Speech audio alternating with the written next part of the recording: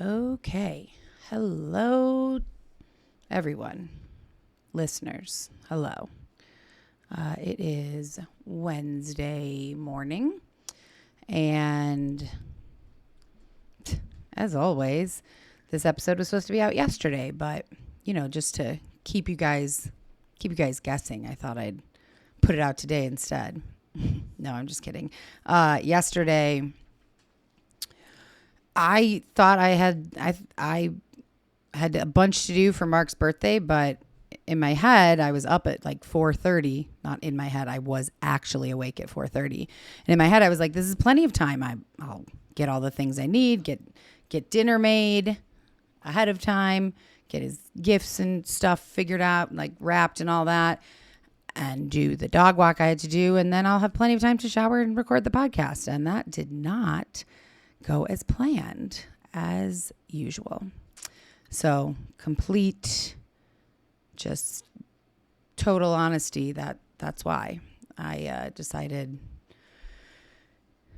to forego the podcast yesterday in order to celebrate his birthday. I have some pictures I'll post. I feel like I did a decent job for trying to do like a birthday on a budget.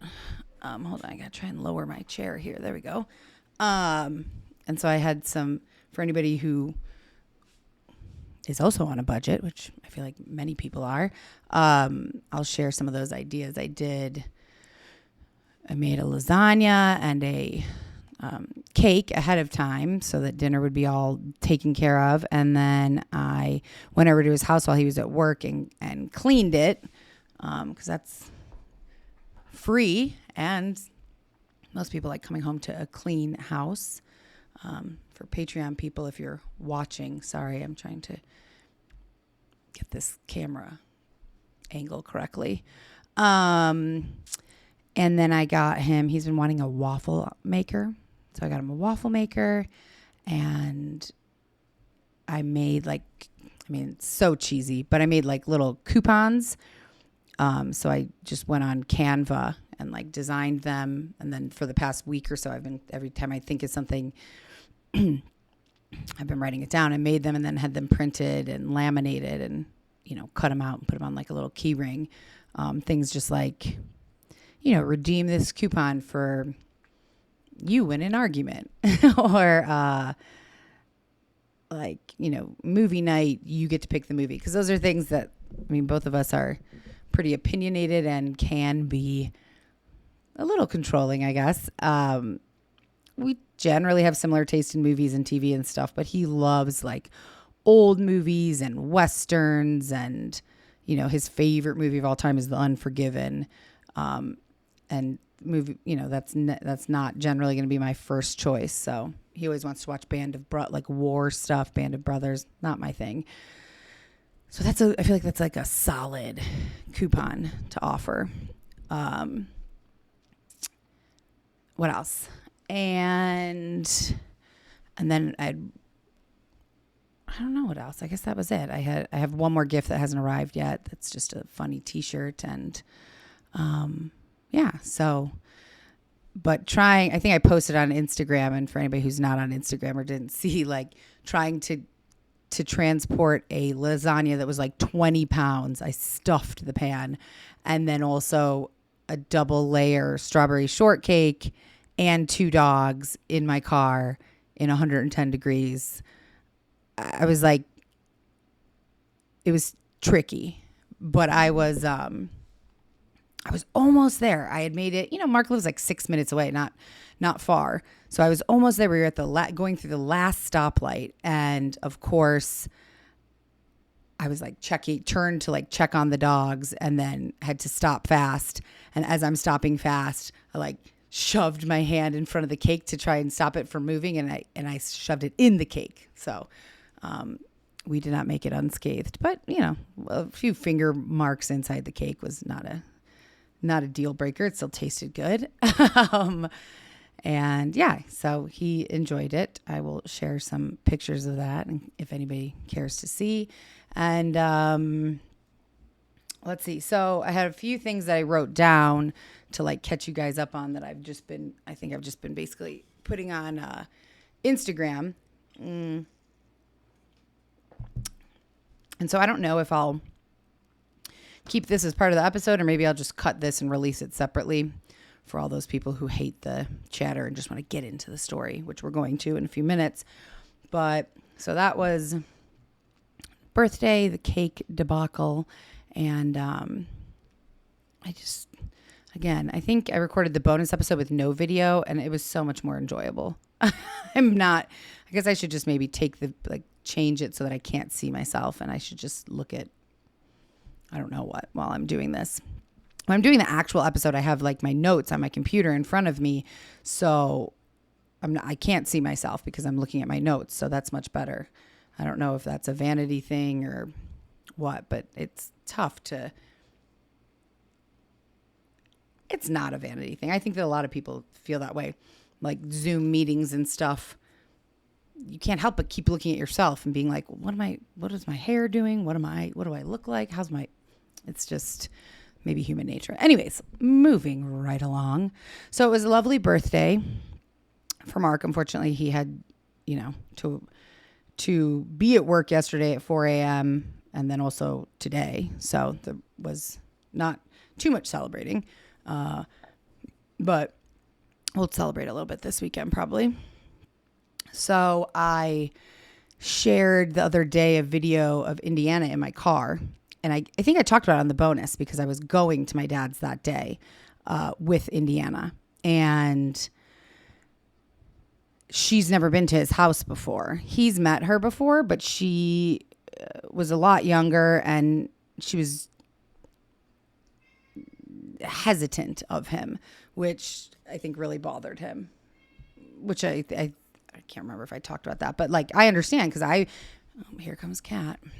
Because I would hate it if I met a dog that just instantly like kind of didn't like me and not for any particular reason. So anyways, I'm trying, like I said, on the bonus episode, I'm trying to make an effort to see my dad more. He lives so close. It's just ridiculous that I don't see him more. And our relationship has, can be tough sometimes. So I think that that's probably part of it, but realistically, I love my dad. Our relationship is fine. Like I should see him more. So I took her over there Monday and I was a little nervous, but I told him before we got there, I said, I don't know how she's going to do because she's a little tentative around you. She's never met Butch. She's never been to your house. And we don't I don't take her places. Like she doesn't really go to dog parks. We don't have a ton of friends. So it's not like she's meeting, she knows Jenna and Michael and our friend Mellum and, she's met some ladies that I know through people that Mark works with because they came over. And she was okay, but she was even tentative around some of them. Like she's just a nervous little dog. So which made me nervous. And I'm already kind of nervous sometimes with my dad because I just want everything to always go smoothly. Again, longer story that I'm not going to get into. But we got there, walked into the backyard, and she was nervous, but she was okay. It's a pretty big backyard, lots of cactus, swimming pool. And so I let Butch out. My dad and Butch came out of the house, and we all sat outside for 20 minutes while she sniffed and explored. She was totally fine with Butch. She really wasn't interested. Now, remember, Butch is completely blind. So I just didn't know if she was going to be able to tell. And I think that with Izzy, she knew that Izzy was old and sick and kind of at a disadvantage to Indiana, who's young and healthy. And sometimes I think I don't know how to explain it. I think that she used that to feel like the boss of Izzy. And so I was nervous she was going to do that to Butch, but everything was fine. They sniffed each other. She wasn't that interested in him. He wasn't that interested in her, and we moved on. And so we sat outside for a while, and she ran around, and then my dad was like, look, you want to go inside and sit inside? because it's 110 degrees out. I was like, sure. So we go inside, and I noticed that there are lots of bones everywhere, like nyla bones, like the hard plastic bones, and like actual like animal bones, but that have been like stripped. So it's just the bone. They were all like hard bones, which I have tons of those around in the house, and she's generally not terribly interested in that. A little bit, but not so much. And so I wasn't worried about those. However, there were 2 big pieces of rawhide, and she's never had rawhide. I never had rawhide around because I think there's some debate probably on it, but I've heard that it's not great for dogs and they can choke on it. And Izzy didn't know how to handle rawhide. Like, she definitely choked on it. I think the 1 or 2 times I gave it to her, she like gobbled it up and then immediately threw the whole thing up. Like, she couldn't chew it, she couldn't swallow it, she couldn't digest it. And so I just never got it again. But it's very food-like because you can eat it. And Indiana can be food aggressive. Like, she's not sharing. And her and Henry have gotten in fights over food or treats, or even like when we're cooking, if something drops on the floor, they'll get into it. And she's done that with Jenna's dog Pilot as well. And so when I walked in, I was like, let's pick up the rawhide. There are 2 big chunks of it that were both butches. And I was like, she doesn't get rawhide, and I don't want them to fight over it. And so I picked it up, and Butch is just sniffing everywhere. Like, he knew that it was in there, and then he realized it wasn't, like on the floor. And so he is sniffing like crazy, looking for it, looking, not actually looking with his eyes because he can't see, but looking with his nose. And I felt so bad. My dad was like, he's not going to stop looking. Like, he will continue looking for it until you give it back. And so my dad was like, just give him his, like the bigger one, and give Indiana the other one, and it'll be fine. Okay, I said, okay, but I just don't want them to fight over it. And he's like, it'll be fine. I said, okay. So gave Butch his big piece. He's loving that. Indiana was kind of confused by the other piece of rawhide, eventually got on board and started chewing on it. But she'd chew on it, get up, walk around, chew on it, get up, walk around. And whenever she would walk near Butch, who was like really into his piece of rawhide, he would growl. Like, he could sense her being near, and he would growl. And so when he did that, I would yell at her, like, Indiana, get away from him. And my dad said, just like, let her be, Butch will protect his rawhide, and she'll learn a lesson. And I said, yeah, but she'll fight back. Like, if Butch lashes out at her or something, she's not just going to lay down and roll over. In playing situations when there's no treats or food or anything involved, she'll be submissive to the bigger, more dominant dog. But when it comes to food or treats, she's not backing down. And he was like, that's okay, that's fine. So Butch is a pit bull. He's not huge, but he's a pit bull. He's like a bulky, thick, strong, very strong dog. I don't know, 70 pounds maybe. Indiana is thin and lightweight. You can pick her up, no problem. She's like 35, 40 pounds. And so I think in my dad's head, he was like, Butch will be fine. She'll learn a lesson if she tries to get too close. I was like, okay, all right. And so me and my dad are talking, and I told him about how when I don't have somebody to do the bonus with, like, I'll try and tell a story from life.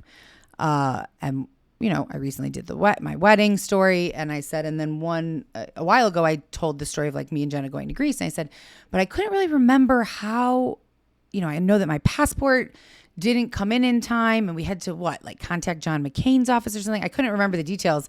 And I told him that, and he said, oh, I remember the details perfectly. It's a great story. He's like, I wrote a whole blog post about it on my real estate website. I was like, really? And so I posted that on the Instagram stories the other day. Maybe I'll post it again after this, because I had never read it, and I didn't know that. He remembered, well, he wrote it at the time. So he wrote it back in 2007. so the details are all in there, details that I totally didn't remember, and probably left out of that story. And it's not like thrilling, but it's interesting. So I'll share that link again. So we were talking about that, and I was like, all right, I'm going to try and get Indiana in the pool. So I go outside. She's not going in the pool on her own. So I pick her up. I put her on the step. She's okay, but gets out. And I pick her up again, and I bring her all the way in.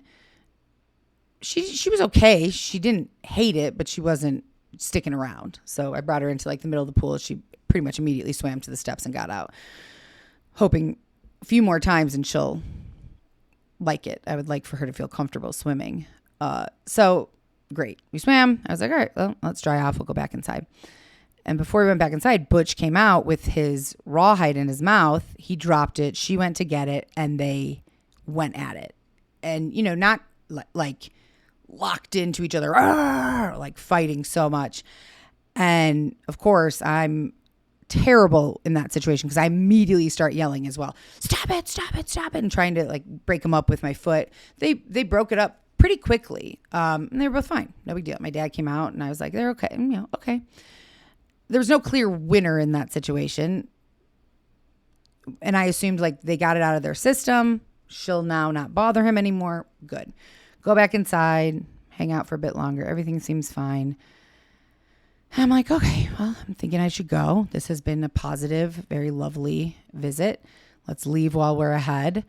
And so I get up to like go get my water bottle, and Butch gets up and leaves his rawhide. And sure enough, Indiana moves in, grabs the rawhide.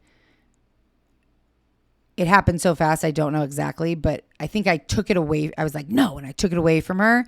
But already Butch could tell that she had grabbed it. He was coming back over to get it. Something, I don't know. But they went at it again.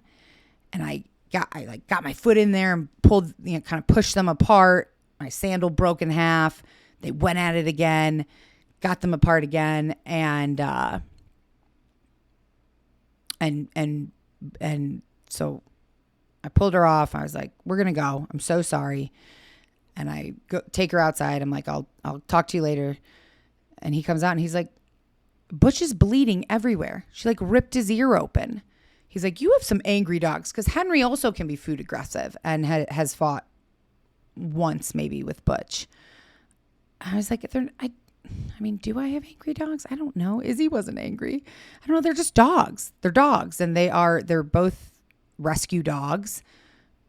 Both were not fed for a long period of time. I mean, we assume with Indiana because she was a puppy, but I don't know. But Henry for sure didn't eat for the first year of his life, basically.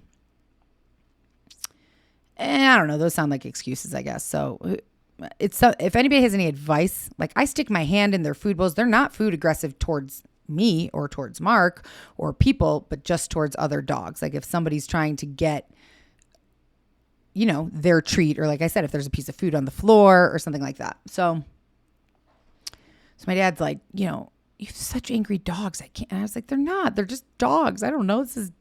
I don't know. And in my head, I'm like, I told you this was going to happen. Why didn't we pick up the raw? But I was like, don't say it. I just said, apologize. I said, I'll call you to see how Butch is doing. I'm so sorry. We're going to go. And I get Indiana in the car and we leave. And I was like very disappointed driving home because I felt like I'd like to do this like once a week. Go see my dad, have dinner, have a beer, have a lunch, swim in the pool, whatever. Just see him because he doesn't have a ton of friends, he doesn't have friends, I don't think. Obviously my mom's gone. He's alone a lot. And so am I. And he's my dad. I don't know why I'm trying to justify this. I want to go over and see him more and spend more time with him. And I felt like this was a good kind of like, let's see how it goes. Maybe I'll do this once a week. And so it went so well. I had such a nice time. It was so pleasant. And then it ended like this. And I just felt so disappointed. Like, well, great. Like he's going to be so mad, rightfully so. His poor blind dog is bleeding everywhere because of my stupid dog. And of course I could go over there without the dogs, but that's kind of like our thing. Like the dogs, we talk about the dogs, we watch the dogs play. It's kind of always been the thing. And And I was just so bummed out. And so when I got home, I just texted him and said, I'm so sorry. How's Butch? And he called me. And I'm like seeing my phone ring. I'm like, all right, just take it. Just like, he's going to be mad. He's going to yell at you. Just apologize and just deal with it. And so I answered the phone like, hello?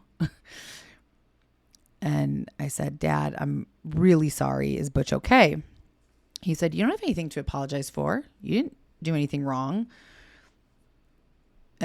I swear I almost fell over. Like, obviously you need more history and context of kind of our relationship, which would take, 10 hours to get into. And I don't think anybody cares, so I'm not going to. But for anybody who knows mine and my dad's relationship, and then also just knows my dad, like, that's not something that typically comes out of his mouth. Like, you don't have anything to apologize for. You didn't do anything wrong. I don't know that I've heard those words ever. And so I was like floored. I like didn't know how. I was like, okay. I was like, well, how's Butch? And he's like, he's a little shaken up, but his ears, I patched it up. He'll be fine. I was like, well, okay, good. I feel terrible, and I'm really, really sorry. And, but before that happened, I had a really nice time, and I'd like to, do that more and come back. I said, but I won't bring any animals because I don't have Izzy. So I don't have any animals that are like 100% like a safe bet that nothing will go wrong. And he was like, no. He's like, you can bring her. And this is what, like, you could have knocked me over with a feather. He was like, you warned me. You told me that this might happen. So, she's a dog. It's okay. Next time I'll just pick up all the bones before you guys come over. But Indiana can come back. I was blown away pleasantly. I was so thrilled, but also so shocked because that was not the reaction I expected or have ever received in my life. And I was so happy because I want to go back and I would love to give Indiana another try. I mean, it makes me a little nervous, frankly, but I think I'll bring Mark next time. Not that like he can do anything that I couldn't when it comes to breaking them up if they fought. And I also felt bad because Butch is a very sweet dog and he's completely blind and he's just like such a sweet, happy dog. I felt terrible that Indiana, the asshole that she is, hurt him. And just was a reminder that like she is a little scrappy coyote-like dog. Like Butch is almost double her size. Henry is definitely double her size. And Pilot, Jenna's dog, is more than double her size. And she will take any of them on if it comes to food or a treat. But if she's challenged, really, like if she's challenged, if a dog like growls at her or seems like it's going to come at her, like she's not going to back down unless it's in a playful situation. And she's tiny. But she manages. She's so like scrappy and quick that I think she manages to get her arms around the bigger dog and like get up on them and with her like long coyote mouth just go in. So it ended up being a good ending because my dad was so uncharacteristically reasonable about the situation and understanding and kind about it. But I thought like, well, all right, that's it. I guess I'll see him at Thanksgiving when I left. But it didn't turn out that way. So it was a positive thing.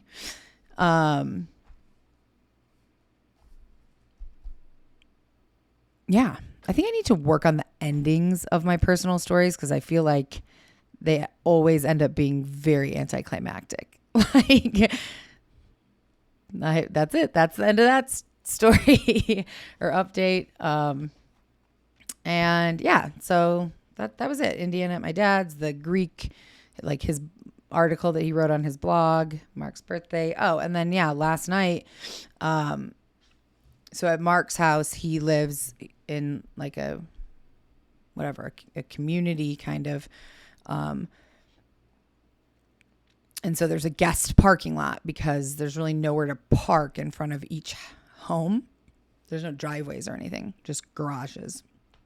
And so I park in the guest parking when I'm going to be there overnight or for a long period of time. And so parked my car in guest parking last night. Literally have been doing it for almost 3 years now. Never had an issue. And then this morning at like 4:30 this morning, he took me to my car on his way to work. And, I'm half asleep. So I just I get in. I didn't notice. So it was on the driver's side, the back window was smashed in, but I didn't notice it.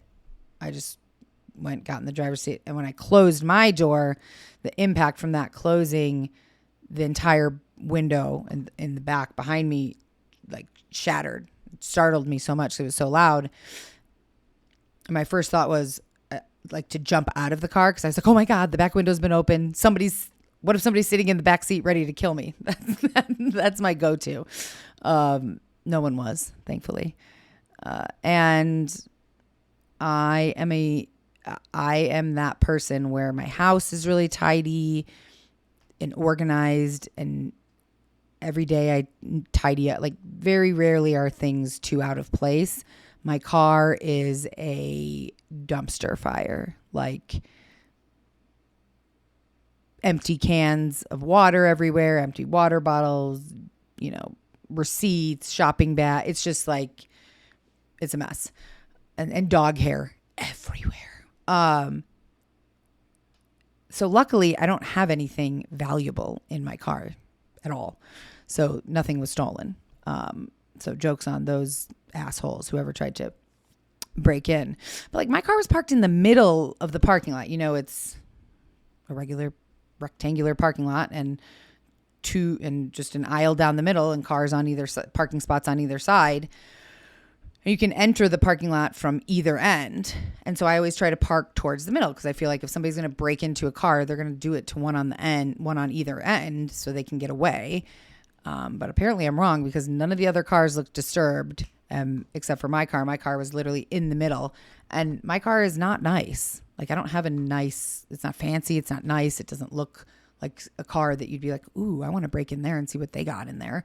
It's a 2016 GMC Terrain, and one whole side of it is super dented in, and there's a dent on the front and scratches everywhere. And when I bought it, actually from Carmichael, I think, back after like when I got divorced, the car that I had at the time was a much nicer car that my ex-husband had bought for me, and I couldn't afford to keep it. Like I couldn't afford the maintenance or anything. So I traded it in and got something more affordable, which was this. And the day that I don't care. I'm not a big car person. Like I would love to have a nice Jeep Wrangler, or 4Runner or something, but that's not like super important to me. As long as it gets me from A to B and it's, and it's an SUV basically because of the dogs and all the shit I cart around. So I just got what like I thought looked decent and had okay reviews and had leather seats so that the dog hair wouldn't like live in the car forever and I could clean it. And that happened to be the GMC Terrain. It was used and it was fine. But I got it on the day I got it, it was raining. And so like I was looking, they take you outside to like do a once over of the car, like walk around the car, make sure everything looks good. And I was like, yeah, everything looks great. And what I didn't realize is then like several days later in Georgia, it rained all the time. So it was several days before there was a day with no rain. And I realized that, what's all over I was like, what's all over the car? It looks so like speckled. And I'm looking and I'm like, so it was like, of course the word that I'm looking for is going to escape me, but it's like, it looks like rain. rain, not damage, but it looks like when it rains and then it dries and your car's dirty, you have little like dots, like rain dots everywhere. I know there's a word for this and I'm not thinking of it. I feel like an idiot. But hopefully you can imagine. I'll take a picture later. And so it hadn't rained in like a day. Car's totally dry. Yes, it was dirty. And I was like, oh, there's all this like rain all over it. So I like wiped it down. And then I took Windex and wiped just like a spot on the car. It's a black car. Not coming off. And realized that the car must have been painted and then sat in the rain. I don't know. Maybe there's a different explanation. I never looked that deeply into it. Because it doesn't come off. There's just permanent like rain residue, like raindrops on my car all over. Can't come off. Can't get it off. Too late now to do anything about it. And at the time I was like, I had just gone through a divorce and lost my mom. I was like, this is the least of my worries.